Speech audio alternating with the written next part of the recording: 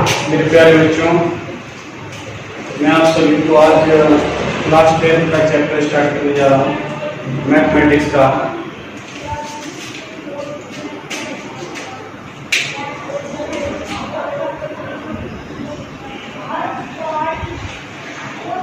Class 10 maths का chapter है, chapter number 8 है। चैप्टर का नाम है ट्रिगोनोमेट्री। ट्रिग्नोमेट्री ट्रिग्नोमेट्री को हिंदी में हम बोलते हैं त्रिकोणमिति।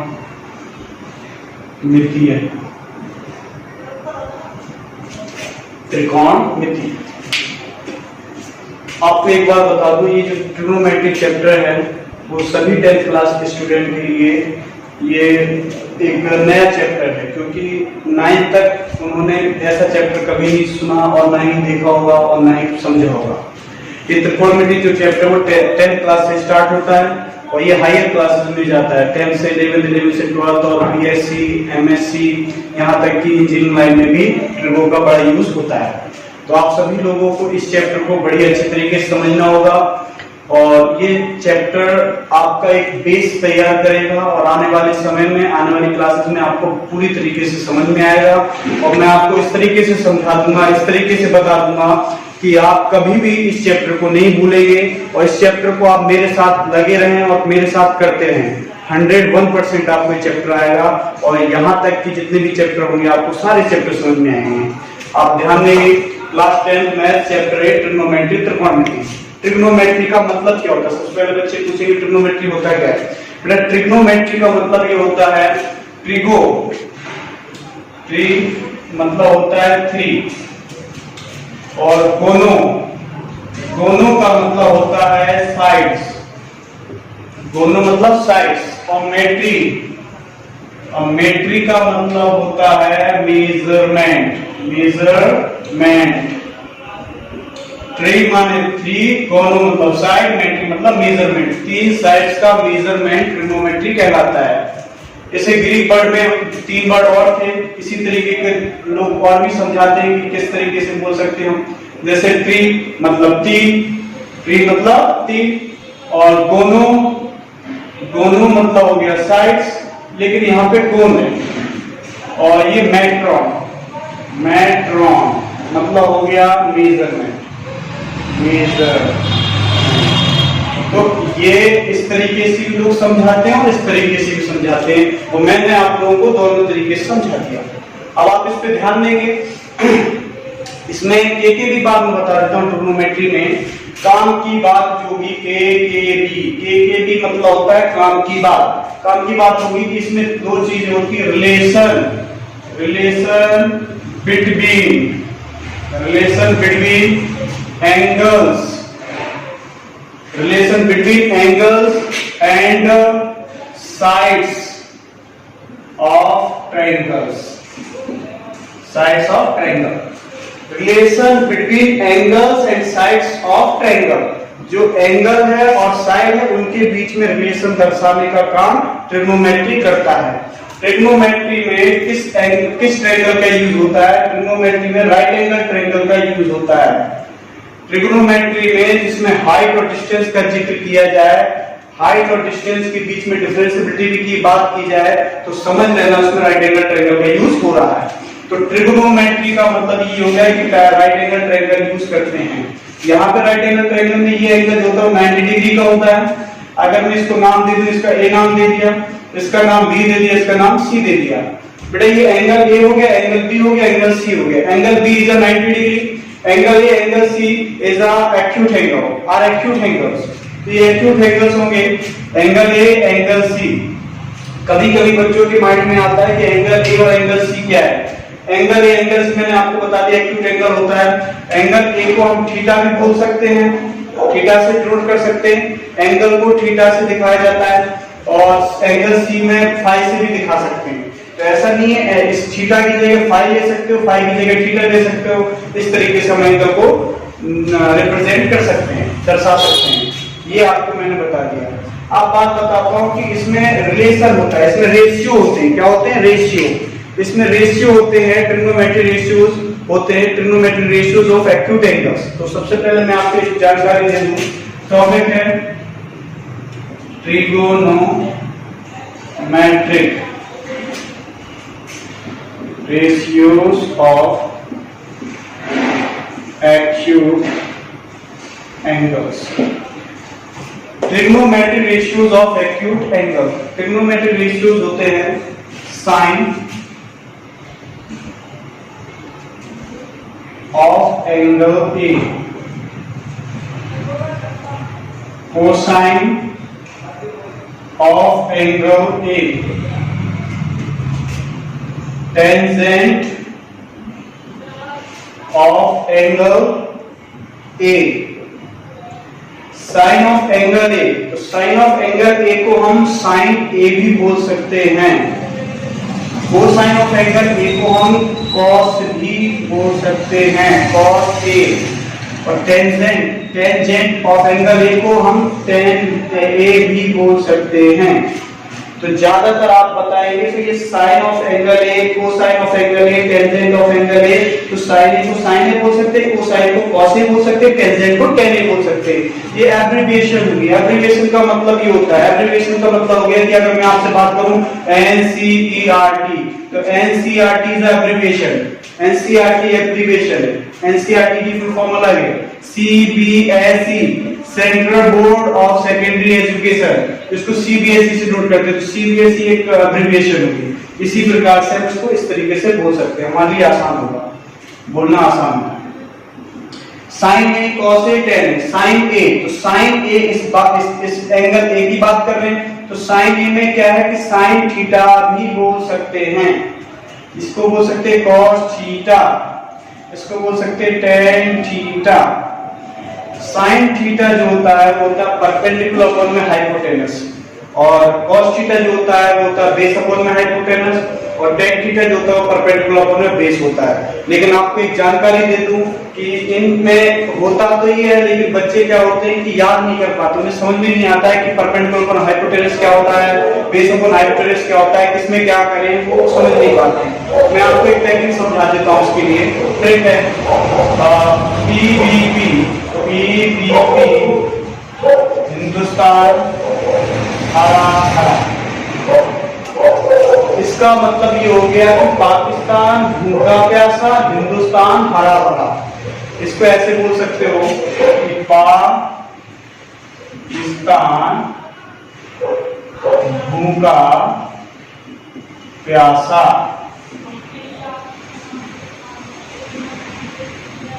हिंदुस्तान हरा भरा। और बोल सकते हैं पीवीपी, और भी टीचर सिखाते हैं इसका मतलब दूसरा कि पी का मतलब क्या, पंडित बद्री, पंडित बद्री प्रसाद, पंडित बद्री प्रसाद हर हर हर हर भोले, हर हर भोले। पंडित बद्री प्रसाद हर हर भोले, ऐसे भी बोल सकते हैं। मतलब आपको जो अच्छा लगे वो याद कर लेना। याद करने के तरीके हैं पीबीपी मतलब पाकिस्तान भूखा प्यासा, पाकिस्तान भूखा प्यासा, एचएचबी हिंदुस्तान हरा भरा। तो पाकिस्तान भूखा प्यासा, हिंदुस्तान हरा भरा। तो P4 होता है परपेंडिकुलर, परपेंडिकुलर। H4 होता है हाइपोटेनस, हाइपोटेन्यूस। और B4 होता है बेस। इसको हिंदी में बोलते हैं लंब,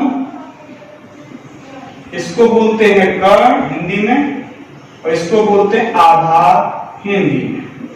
सभी बच्चे सीखेंगे, चाहे वो हिंदी के हो चाहे वो इंग्लिश मीडियम के हो। जिसमें आपको एक बात बताऊं कि P4 परपेंडिकुलर, H4 हाइपोटेनस और B4 बेस। अगर बात की जाए परपेंडिकुलर अपॉन में हाइपोटेनस, परपेंडिकुलर अपॉन में हाइपोटेनस है, इसे बोलते हैं साइन थीटा। क्या बोलते हैं? Sine theta. और बेस अपॉन में परपेंडिकुलर, इसको बोलते हैं cos theta.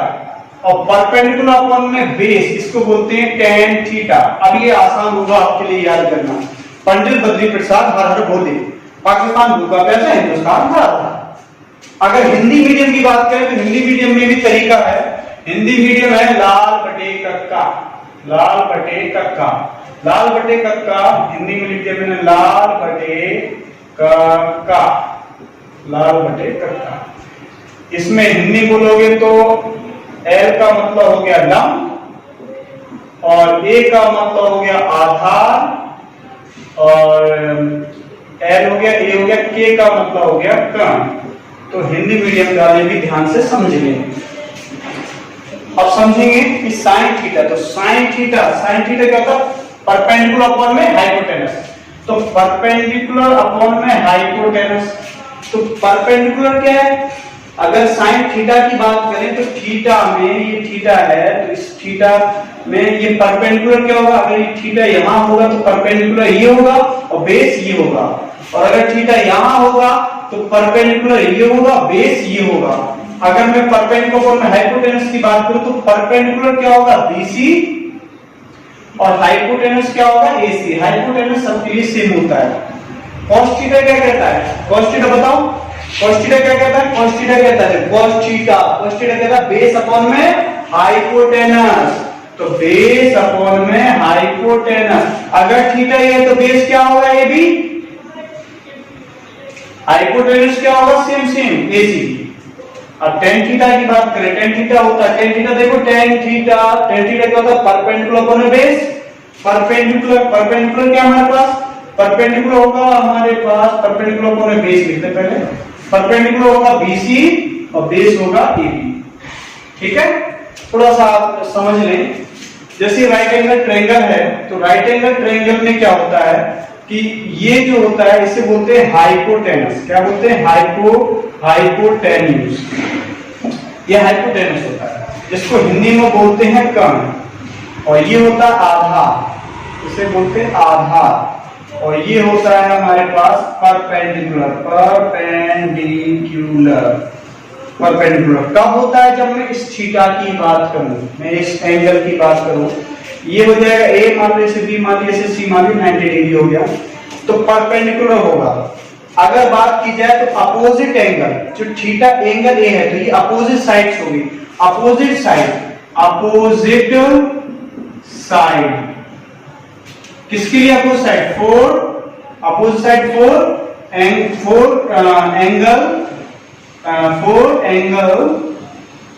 Theta, angle theta के लिए ये अपोजिट साइड होगी, पर अपोजिट साइड्स 4 एंगल थीटा के लिए हो जाएगी। और अगर मैं बात करूं यहां थीटा हो तो ये अपोजिट साइड्स 4 एंगल हो जाएगी। लेकिन अब इसमें थीटा अगर ये है तो ये एडजेसेंट साइड होगी। कौन सी साइड होगी? Adjacent sides. कौन सी होगी adjacent side? AB adjacent side क्यों होगी? इसको एडजेसेंट साइड भी बोलेंगे और आधा भी बोलेंगे। एडजेसेंट साइड इसलिए होगी क्योंकि ये थीटा जो है जिसके साथ लगा हुआ है, जुड़ा है, एडजेसेंट है। किसके साथ जुड़ा है? थीटा इस साइड से, और ये जिससे जुड़ा होता है उसको बोलते हैं एडजेसेंट साइड। अगर बात करें ये सारी एडजेसेंट साइड है, कौन सी साइड है? Adjacent side. ठीक है, इसको हम एडजेसेंट साइड बोलते हैं। अब आधार ही बोल दिया, एडजेसेंट साइड बोल दिया, परपेंडिकुलर बोल दिया, opposite sides of the angle बोल दिया, 4 एंगल थीटा के लिए। ये भी 4 एडजेसेंट साइड होगी, 4 एंगल थीटा के लिए। ठीक है, 4 एंगल थीटा के लिए होगा। तो ये बात आप लोगों को समझ में आनी चाहिए। अगर थीटा यहां होता है तो ये परपेंडिकुलर होगा, थीटा अगर यही होता है तो ये बेस होगा, और ये क्या होगा? हाइपोटेनस होगा। अगर दूसरी बात बताएं, एक राइट एंगल ट्रायंगल मैंने यहां बना दिया बड़ा प्यारा सा, इसको बोल देंगे A, इसे बोल दिया मान लो P, इसे बोल दिया Q, इसे बोल दिया R। ये हमारे पास फाई है, नॉट अ थीटा, फाई है, इसको भी ड्रॉ कर सकते हैं। अब मैं फाई की बात करता हूं, तो फाई की बात करता हूं तो बेटा ये फाई है, तो फाई के सामने वाला जो साइड होगी वो अपोजिट साइड्स होगी, अपोजिट साइड्स होगी, और यही जो अपोजिट साइड होगी इसे हम बोलेंगे परपेंडिकुलर। क्या बोलेंगे? परपेंडिकुलर।